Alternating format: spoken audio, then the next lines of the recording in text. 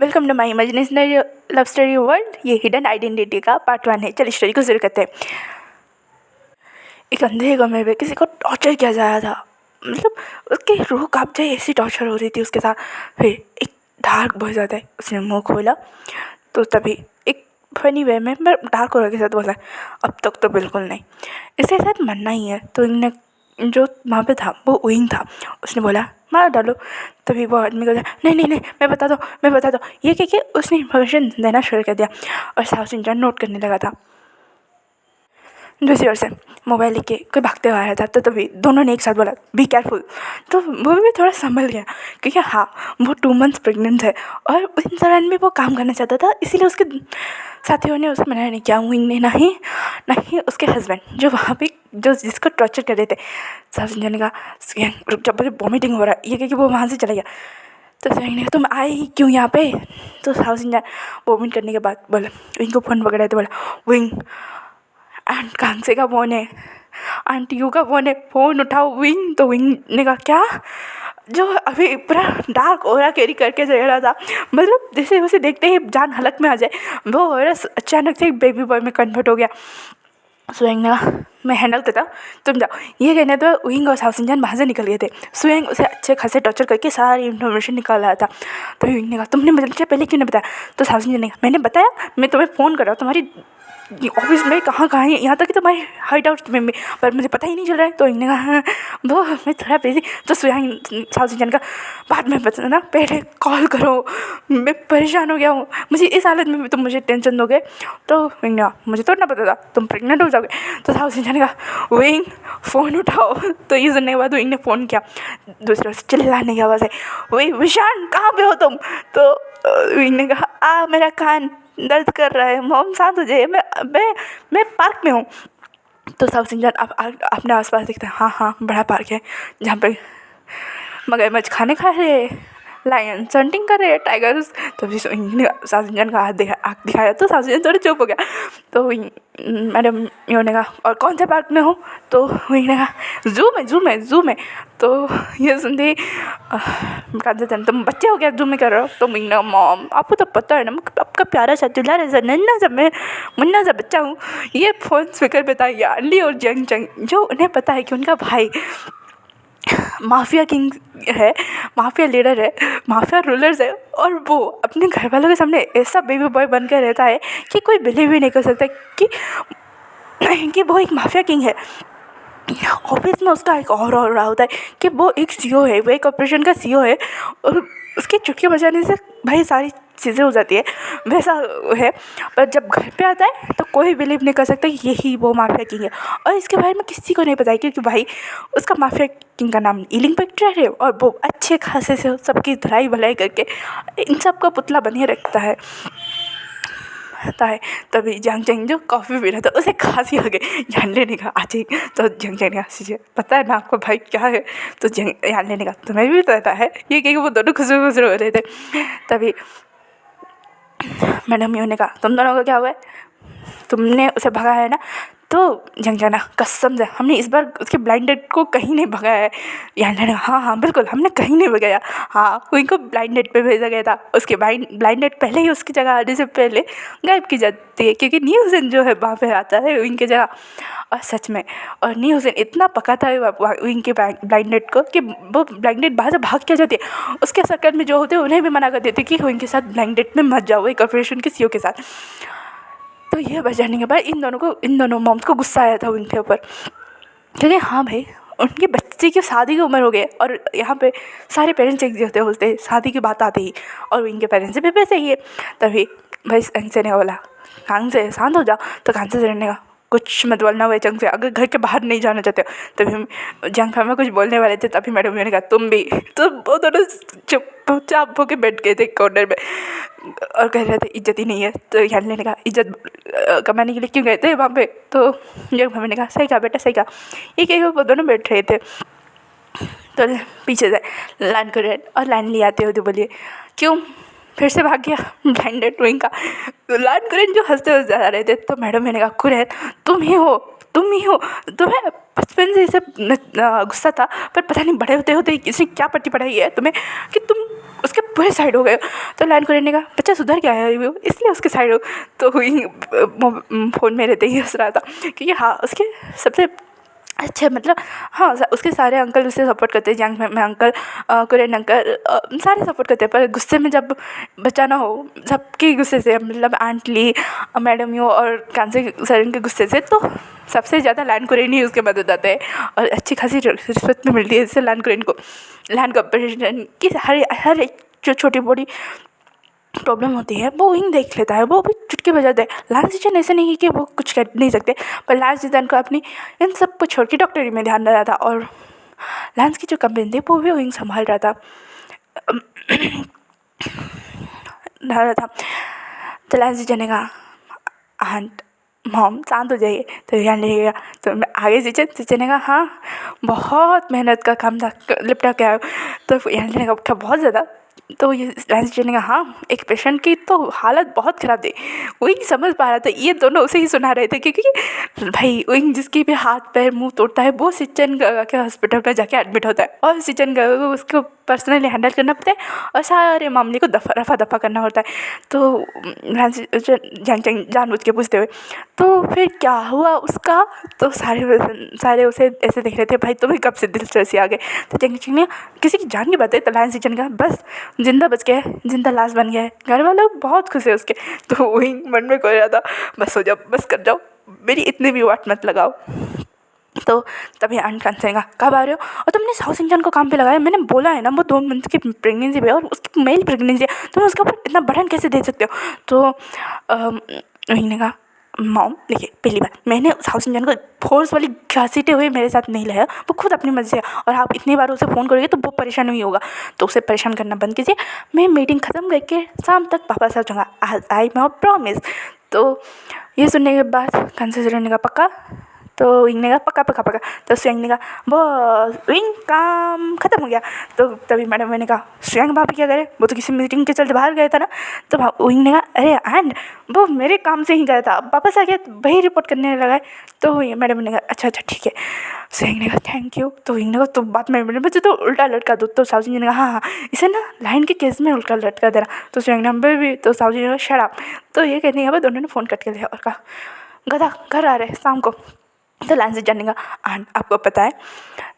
तो मैडम यो कान से एक साथ बोले हाँ बोलो। तो लाइन से जाने का मॉम आंट आपको ही पता है ना, अगर वो विशन का नाम कोई सुन ले वो बाहर से ही भाग जाएगा, और हाँ उसे ऐसे डांटते हो जैसे वो 8 साल का बच्चा हो। तो सब तो मैं कांसेसर और मैडम यू एक साथ बोले वो 8 साल का बच्चा ही है। ये सुनने के बाद सारे हंसने लगा, लैंड करने का इसका कुछ नहीं हो सकता है। उसके बाद उन्होंने अपना अच्छा खासा फैमिली टाइम एंजॉय किया। यहाँ पे दूसरी ओर पेरिस में भाई एक क्लब में कुछ सेक्सी अटायर पहन के एक लेडी वॉक करती जा रही थी, उसके ईयर में एक छोटा सा माइक्रोचिप था, उसमें वो रिपोर्ट करते करते आगे जा रही थी। यहाँ पे बहन में 2 लोग उसे गाइड कर रहे थे कि ऐसा करना है वैसा करना है, अपने गुस्से को शांत रखना है, और हाँ किसी को जान से नहीं मारना है, बस इन्फॉर्मेशन कलेक्ट करनी है और वहाँ से निकलना है। तो वो लेडी जो कह रही थी हाँ तुम यहाँ जाओ। तो गाड़ी में एक्स्ट्रा जो शख्स कह रहा था आ जाता बैंकिंग, पर क्या करूँ उसे लड़के पसंद है लड़के नहीं। ये सुनने वाला बैंकिंग ने हाँ हाँ तुम तो मुझे मरवा ही डालो, मरवा ही डालो साले, तुम्हारे चक्कर में मैं कितने कितने कितने। तो वेंडी ने कहा सीजिए आपने 110 बॉयफ्रेंड बनाए हैं, वो भी माफिया वर्ल्ड में, बेचारों का दिल कैसे कैसे तोड़ा है, वो हड्डियाँ तोड़ते हैं आप उनका दिल तोड़ाते हो। तो वेंकिंग ने कहा शराब वेंडिंग मैं तुम्हारी बहन हूँ। तो वेंडिंग ने हाँ हाँ 1 मिनट बड़ी और उससे ज़्यादा कुछ नहीं, बता नहीं उस डॉक्टर को लिखने की क्या ज़रूरत है ये बात। तो वेंकिंग ने कहा क्योंकि उसे भी जानना था कि कौन आई है। तो अंदर जो बैठा था उसने कहा शराब वेंकिंग काम पे फोकस करा। तो एक साथ इन दोनों ने कहा वांग जी काम पे फोकस ही थे, तुम ही नहीं रामबान इलाज सर क्या हनी बी ट्रैप का पता नहीं तुम ऐसी रिपोर्ट कैसे सबमिट करते हो। तो बांगी ने कहा हमें रिपोर्ट की क्या ज़रूरत है बैंकिंग हमें बस काम पे फोकस करना है, हमें इन्फॉर्मेशन मिला वो इन्फॉर्मेशन हम देते हैं, उससे ज़्यादा कुछ देने की ज़रूरत नहीं है। तो बैंकिंग ने ऐसे, तो बांगी ने कहा फोकस। उसके बाद बैंकिंग एक मतलब एक माफिया के पास जाके वाइन के ग्लास को हल्का सा लटका के बोले, कैन यू ट्राई मी। ये सुनते वो माफिया जो ठरकी, एक नंबर का ठरकी निच्चर कमीना था, वो वेंकी की खुशपरती में फिसल गया और उसे कमर से पकड़ते हुए बोला, यस श्योर बेबी, रूम पे चले। तो वेंकी ना यस, ये कहने के बाद वो दोनों रूम पे चले गए और भांजी कह रहा था उसके ड्रग्स मिलाओ। तो वेंकी ने कहा क्यों नहीं, एक वाइन। तो वो माफिया जो ठरकी था वो वेंकी के स्टाइल में पसला था और वेंकी ने जैसे उसे पिलाया, वो ट्रुथ सिरप था और थोड़ा नशीला था। तो वो माफिया सारी इन्फॉर्मेशन वेंकी को देने लगा और वेंकी ने उसे अच्छा खासा फिर इन्फॉर्मेशन कलेक्ट करने वो जाने वाला था। वो माफिया थोड़ा होश में आने लगा था। उसने कहा तुम कहाँ जा रही हो बिना कुछ के। तो वेंकिंग को जो चोंक उठा तो भांजी और वेंकिंग एक साथ बोल रहे, वेंकिंग कुछ मत करना, पता है ना हम मारधाड़ नहीं कर सकते, ये प्राइवेट क्लब है, इसकी इन्फॉर्मेशन किसी ना किसी को मिल जाएगी। तो काम डाउन वेंकिंग। तो वेंकिंग ने गहरी सांस लिया और उस माफिया के पास जाके बैठा और उसके सारे कपड़े उतारने लगे। कपड़े उतारने के बाद उसने उसे बेड से टाई अप किया और एक घुसा दे मारा, जिससे उस माफिया की आधी मेमोरी तो लॉस हो गई थी। उसे बचाने मतलब उसके मेमोरी एक पॉइंट होता है, उस मारने से थोड़ी देर के लिए जो आप सब करते हो ना वो भूल जाते हो। और वेंकी ने वहाँ दे मारा था और सच में उस माफिया बेहोश हो गया था और वेंकी वहाँ से बाहर आ गई थी। मांझी कि वैन में वो तीनों बैठे थे, वो दोनों वेंकिंग को ऐसे देख रहे थे, उनकी हंसी जैसे रुक नहीं रही थी। तो वेंकिंग ने कहा अगर तुम दोनों से मुंह से हंसी निकली तो मैं तुम्हें ब्रथल में भेज दूंगा लड़कियों के पास। तो ये सुनने के बाद भांगी और वेंकिंग एक साथ दोनों ही चुप हो गए थे। वेंकिंग ने तो इन्फॉर्मेशन मिला, तो भांगी ने इन्फॉर्मेशन तो बहुत सारे मिले पर और कुछ मिला वो दिखा के भांजी और वेंकिंग सच में इस बार हंसने लगे थे, क्योंकि हाँ उसने वेंकिंग ने जैसे जैसे उस माफिया के कपड़े उतारे थे ना, उन्होंने भी वो सब भी रिकॉर्ड कर लिया था वहाँ पे बैठे गए। तो वेंकिंग ने भांजी वेंकिंग मैं तुम्हें छोड़ूंगा नहीं। तो भांजी ने कहा चल ये हम नहीं भेजेंगे, इसे तो हम पर्सनल कलेक्शन में रखेंगे। ये कह के वेंडिंग ने एक फोल्डर देखा और उसे सेव कर दिया। तो वेंकिंग ने वेंडिंग ये क्या है। तो वेंडिंग ने दिखाने लगा कि 110 नहीं 111 माफिया के दिल तुमने कैसे तोड़े हैं। उसके पिक्चर किसका हाथ मुंह, किसका नाक, किसकी पैर, किसकी हड्डियाँ, किसकी कुछ कितना कुछ तो तोड़े हैं, तोड़ के उनका दिल तोड़ा है। और सबसे ज़्यादा वाला ये वाला फनी था, ये कह के उन्होंने वो फोल्डर सेव किया और वांगजी रिपोर्ट को सेंड कर दिया जहाँ उसे सेंड करना था, चाइना। क्योंकि ये माफिया चाइना के बिल्डिंग मतलब जो कहते हैं ना बिल्डिंग एसोसिएशन की तरफ से कुछ कॉन्ट्रैक्ट टेंडर्स साइन होते हैं, वहाँ पे ये कुछ घपला करने वाला था और उसी के इन्फॉर्मेशन के लिए ऐसे एजेंट्स को हायर किया जाता है जो वफादार होते हैं। तो वेंकिंग और वेंडिंग ने कहा वांगजी तुम किसी दिन हमें भेज डालोगे। तो वांगजी ने ऐसा नहीं होगा, हाँ मैं काम को लेकर सीरियस हूँ पर इसका मतलब नहीं एक पल के लिए तुम्हें खतरे में डाल भी दो पर उससे बाहर निकाल भी दूँगा, समझ में आए तुम दोनों गधों को, क्योंकि तुम दोनों ही तो मेरे पास और कोई है ही नहीं। वांगजी थोड़ा सेंटी हो गया था। तो वेंकिंग उसका मूड लाइट अप रहते हुए तो फिर नेक्स्ट टारगेट। तो वांगजी ने कहा अभी तो 2 महीने की छुट्टी है, नेक्स्ट टारगेट कब कहाँ क्या कैसे बाद में पता करेंगे, चले यहाँ से। तो वेंडिंग और वेंकिंग ने कहा पार्टी। तो वांगजी ने कहा हाँ पार्टी। वैसे वेंकिंग तुम्हारा वो तो वेंकिंग ने कहा शरा मैं दोबारा चाइना नहीं जाने वाली हूँ, तुमने बोला था कि ये काम करते ही हमें छुट्टी मिलेगी तो वापस चाइना नहीं जाना पड़ेगा भांजी। तो भांजी ने हाँ हम चाइना नहीं जाएंगे पर इसका मतलब ये नहीं कि तुम्हारा जो 1 नाइट स्टार। तो वेंकिंग ने शराब। तो वेंकिंग ने कहा हाँ मैंने उस फुटेज को निकालने की बहुत कोशिश की पर जैसे वैनिश हो गया है कहीं पर पता ही नहीं चल रहा है। तो वेंकिंग ने पता ना चले तो अच्छा है वो चिकन। तो वांगजी ने कहा वैसे उस चिकन के साथ तुम्हें क्या क्या था उस दिन। तुम गए थे वहाँ पे इन्फॉर्मेशन कलेक्ट करने के लिए, पता नहीं आज तक वो इन्फॉर्मेशन मिली ही नहीं। तो वेंकी ने पता नहीं कब मुझे मेरी फैमिली के बारे में पता चलेगा। तो भांजी ने कहा हाँ गई तो थे वहाँ पे तुम्हारी फैमिली के बारे में पता करने के लिए पर तुम्हें इन्फॉर्मेशन तो नहीं मिली पर तुम्हारे साथ कांड हो गया। तो बैंकिंग ने जो कांड भाई वही कांड वही रहने देते। 3 महीने बहुत डरावना था। तो वेंडिंग ने कहा क्यों तुम चल नहीं पा रही थी इसी वजह से। तो वेंडिंग ने कहा वेंडिंग। तो वांगी ने कहा अरे उसे क्या डांट रहे हो, सोचो तुम जिस माफिया को दिल तोड़ते हो उनके पीछे कितनी सारी तितलियाँ घूम रहे मंडराते रहते। पर वेंगी तुम्हारा जिसने वाट लगाया तो वो तो माफिया नहीं है ना। ये सुनने के बाद वेंकी ने मांग जी मैं तुम्हें मार डालूँगा, तो चुप हो जाओ। तो ये सुनने के बाद मांग जी भी थोड़ा हाँ भाई ये इस बात थोड़ा सा सेंसिटिव है।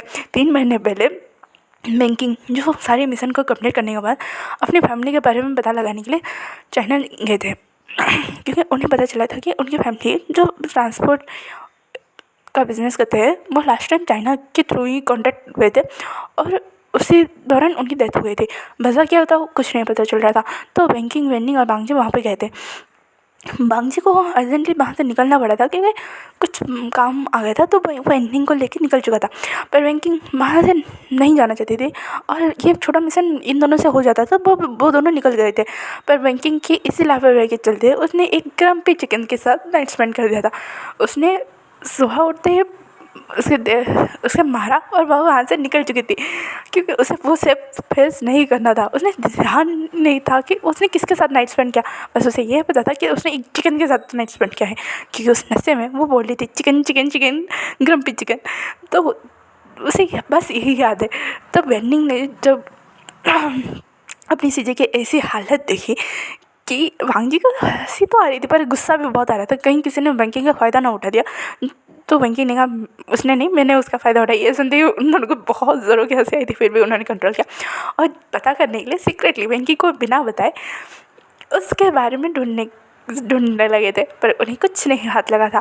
पहले तो वेंडिंग और बांगजू को लगा कि कुछ गड़बड़ है, फिर उन्हें याद आया कि नहीं, चाइना में बहुत सारे वीआईपी क्लाइंट्स होते हैं जो अपनी पर्सनल इन्फॉर्मेशन शेयर नहीं करते। अगर कोई बाय मिस्टेक ऐसा कांड हो जाते वो वहीं से फुटेज पूरी तरह से गायब कर देते या मेन सॉफ्टवेयर को उड़ा ही देते, कुछ भी रियून कर देते।